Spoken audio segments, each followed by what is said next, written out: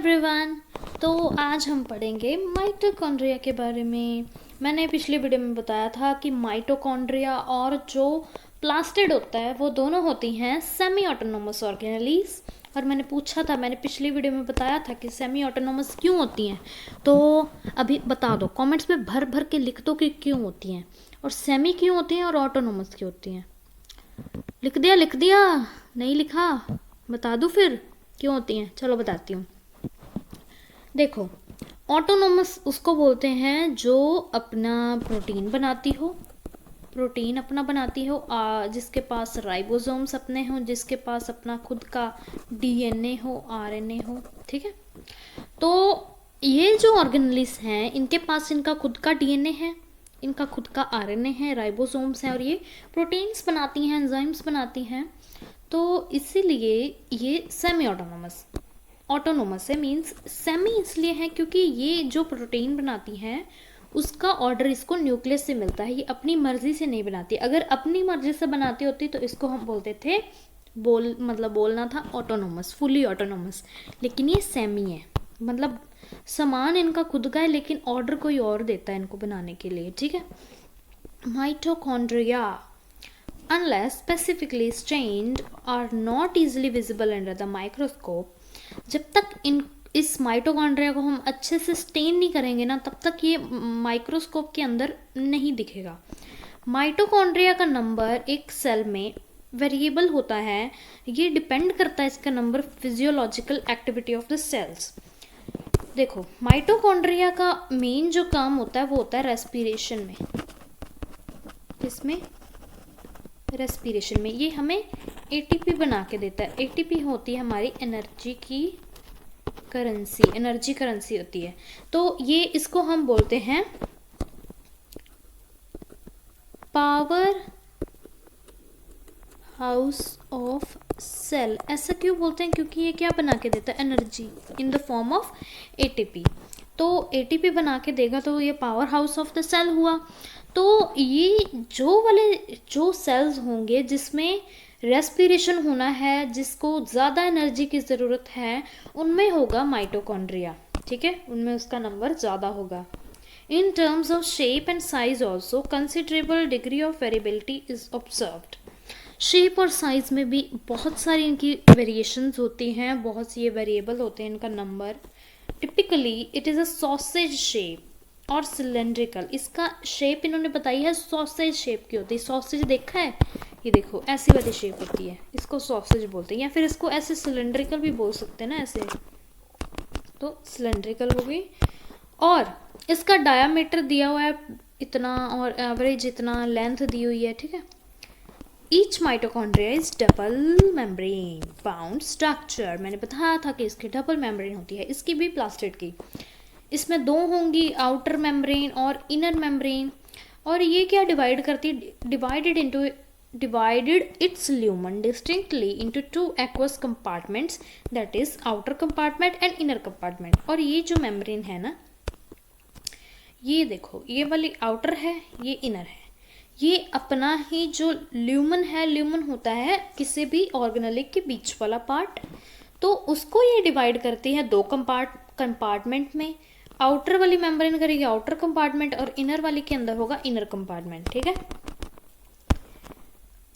Okay.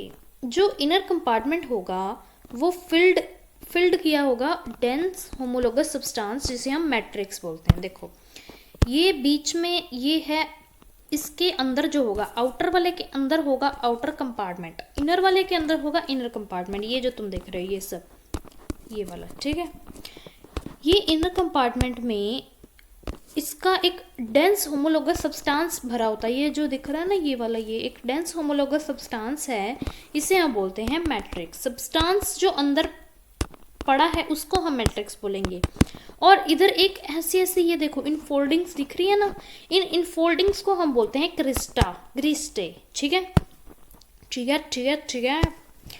Crysta या cristae क्या होगा? जो इसकी इन फोल्डिंग्स हैं उसको हम बोलेंगे क्रिस्टे।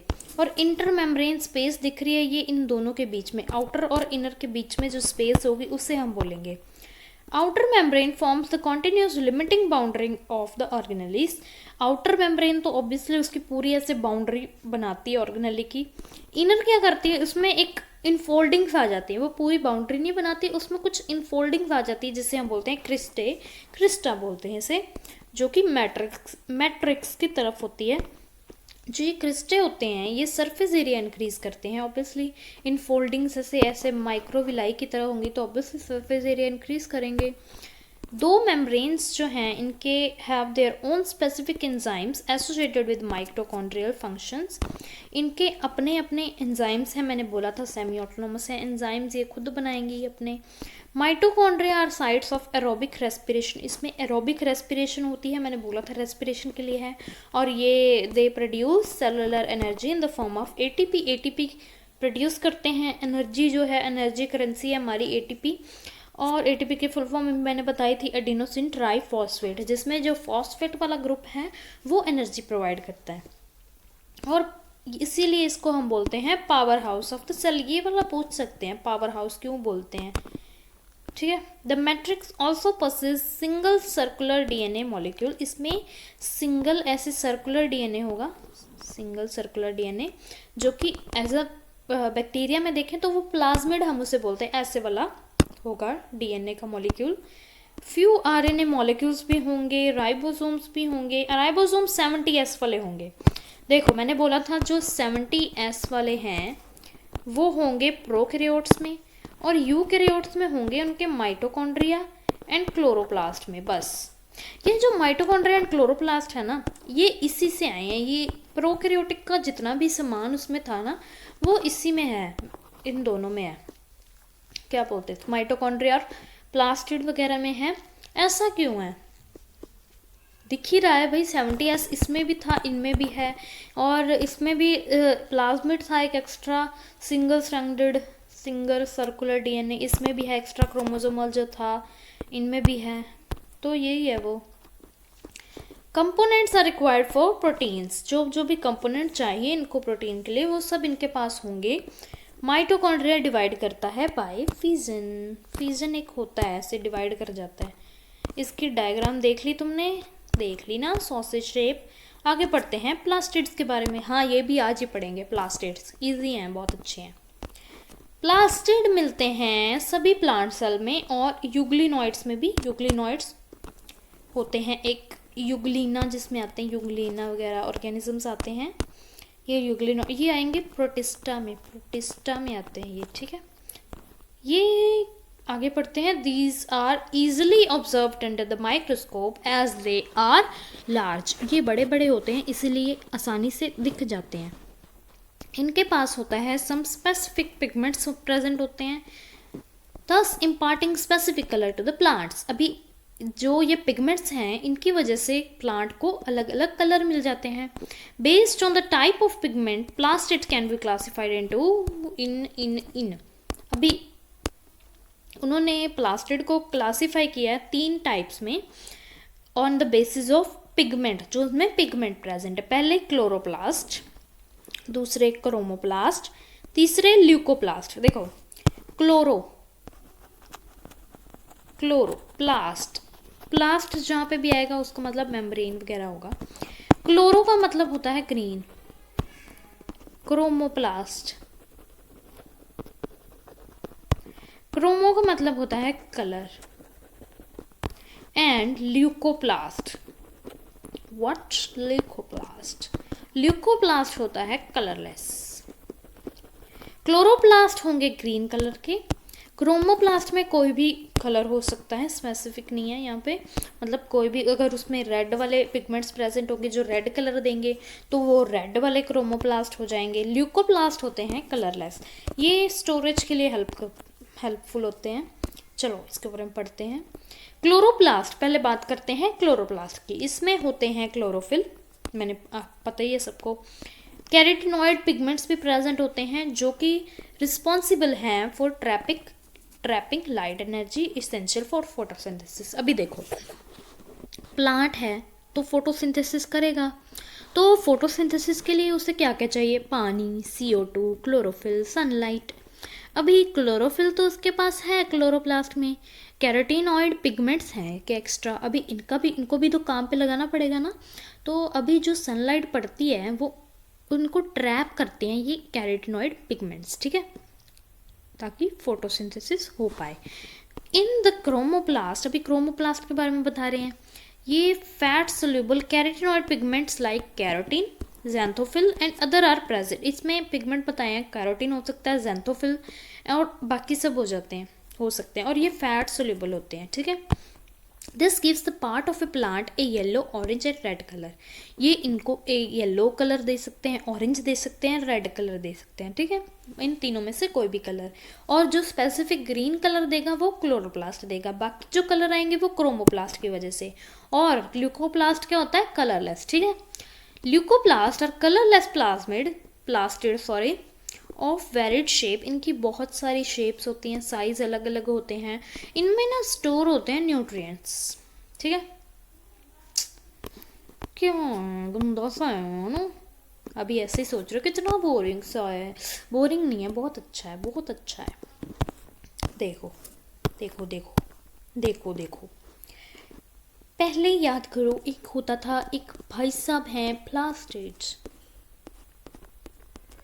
मोटा मोटा मोटा प्लास्टिड हैं, ठीक है, इतना ठीक है।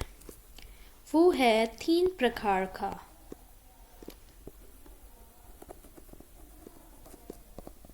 क्लोरोप्लास्ट,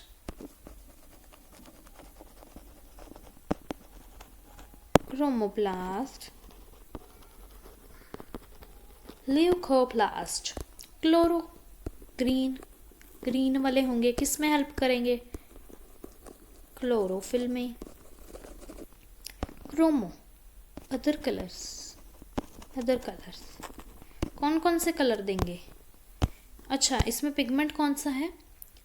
एक तो कैरोटीन, ज़ैंथोफिल, 2 लिखे हैं एनसीईआरटी में, 2 ही कर लो। और ये कलर क्या क्या देंगे? रेड, येलो, और कौन सा था? ऑरेंज था शायद। यस ऑरेंज देंगे, ठीक है। अभी ये क्या होते हैं? Fat soluble. ये 3 तरह के प्लास्टिड हैं। एक जो कि प्लांट को क्या देता है? Chlorophyll, chloroplast. एक क्रोमोप्लास्ट है, वो बाकी कलर्स देता है। ल्यूकोप्लास्ट तो कलरलेस है ना, तो ये किस में काम करेगा? स्टोरेज में। और ये ल्यूकोप्लास्ट आगे होता है थीन थोड़े का। अभी डिफरेंट न्यूट्रिएंट्स हैं बॉडी में, तो उनको स्टोर करने वाले ऑर्गन्स भी तो प्लास्टिड भी तो प्लास्ट मतलब जो भी हैं डिफरेंट होंगे। अभी 3 तरह के जो ल्यूकोप्लास्ट हैं, पहला है अमाइलोप्लास्ट। अमाइलो वर्ड सुना हुआ है आपने? सुना हुआ है कहीं तो याद नहीं आ रहा, सुना हुआ है कहीं तो। अमाइलोप्लास्ट जो होता है, माइलो वर्ड आपने सुना होगा, अमाइलेज से।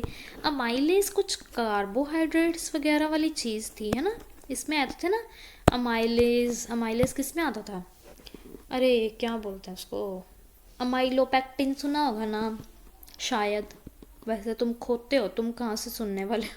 ये स्टार्च का था अमाइलोपेक्टिन।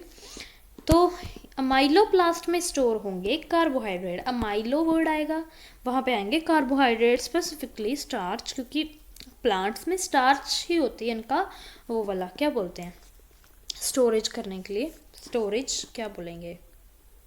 जो कार्बोहाइड्रेट स्टोर होती है वो स्टार्च के फॉर्म में होती है, तो स्टार्च।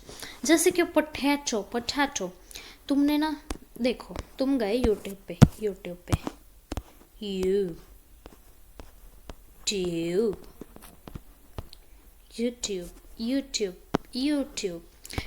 पे तुमने गए, तुमने सर्च किया कि फ्रेंच फ्राइज़ कैसे बनाते हैं। फ्रेंच फ्राइज़ सुने हैं ना, खाए हुए हैं, देखे हैं कभी ज़िंदगी में? देखे होंगे। चलो, तुमने बोला फ्रेंच फ्राइज़ तुमने बनाने हैं और तुमने सर्च की इसके बारे में वीडियो, कहाँ पे? यूट्यूब पे। तुम्हें एक कोई लेडी या कोई भी आया, तुमने वो वीडियो उठाई, वो बोले कि आप लेने हैं अपने पोटैटो को छीलना है, अच्छे से छीलना है, और उसको पानी में भिगो के रखना है। पानी में बोलते हैं ना भिगोने के लिए, ऐसे पानी में भिगोना है, ऐसे ऐसे अपने ऐसे पीसेस वो लंबे लंबे काट के ना ऐसे, और ऐसे बोल में रख दिए, दिख नहीं रहे है ना, अच्छे से फ्रेंच फ्राइज बनाए ताकि तुम्हारे मुंह में आए पानी। ये देखो, ये मान लो पानी है, ठीक है, ये हैं फ्रेंच फ्राइज। आ हा, फ्रेंच फ्राइज, फ्रेंच फ्राइज देखो, ठीक है। तुम इसको पानी में डालते हो, चाहे शायद गर्म में डालते हैं, पता नहीं, इतना नहीं मुझे पता। तुमने पानी में डाले, वो बोलते हैं ना इसको पानी में भिगोना ज़रूरी है तभी ये करारे करारे बनेंगे।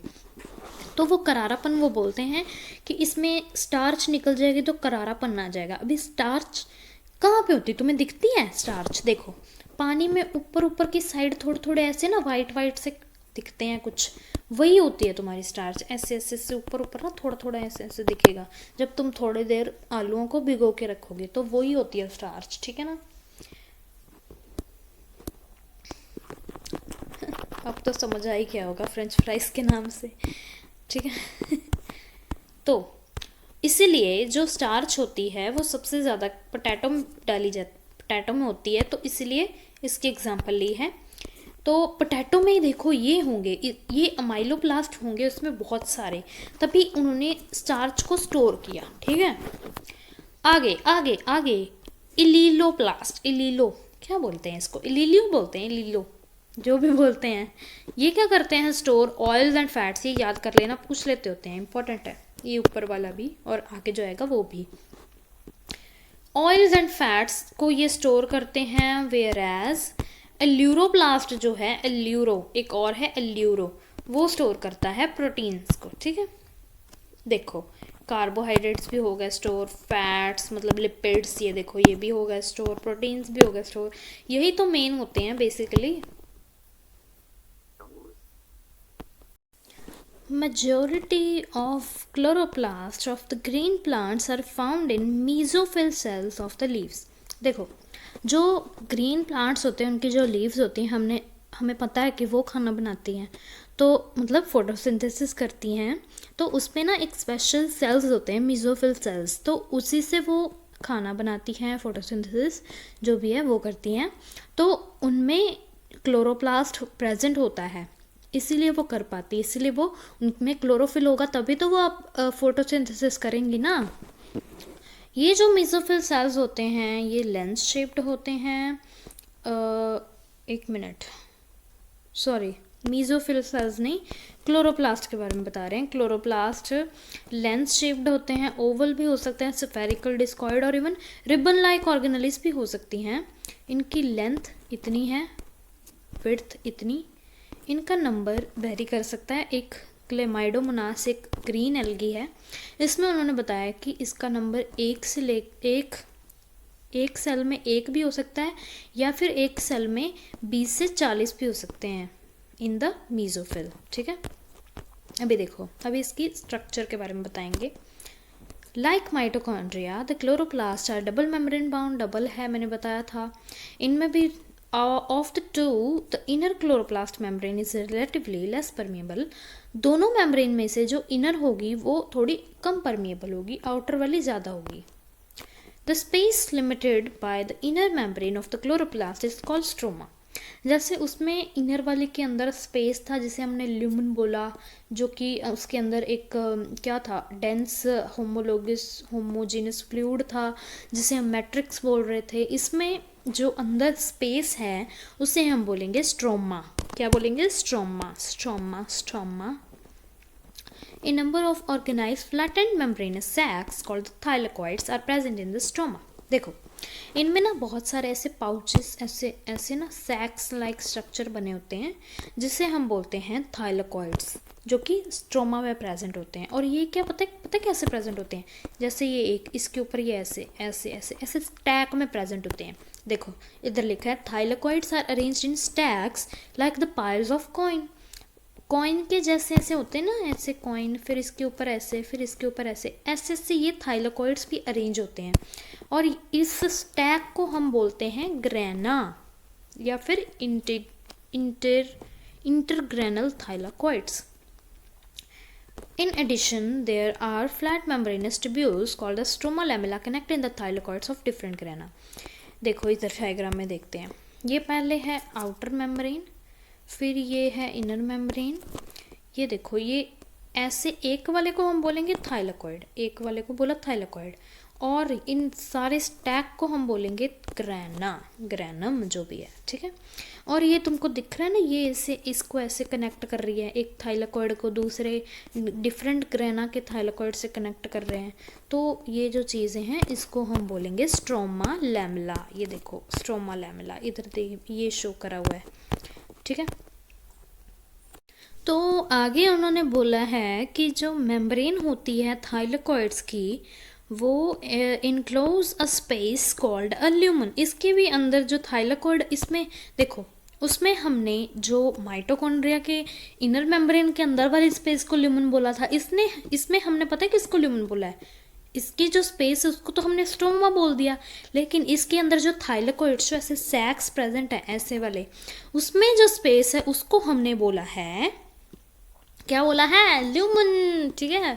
कंफ्यूज नहीं होना, ये कंफ्यूज कर रहे हैं यहाँ पे दोनों को ही ल्यूमन बना देते ऐसे, बीच में इसको स्ट्रोमा बना देते, कमले कहीं के, मुझसे पूछते ना the stroma of the chloroplast contain enzymes. जो क्लोरोप्लास्ट का स्ट्रोमा है उनमें एंजाइम्स होते हैं, मतलब जो जैसे मतलब इसके जो ये वाला पार्ट है इसमें बीच वाला ऐसे, इसको हम बोलेंगे स्ट्रोमा। ये देखो स्ट्रोमा लिखा हुआ है। तो इसमें क्या होंगे, एंजाइम्स होंगे जो किस में मदद करेंगे, कार्बोहाइड्रेट्स एंड प्रोटीन के सिंथेसिस करने में।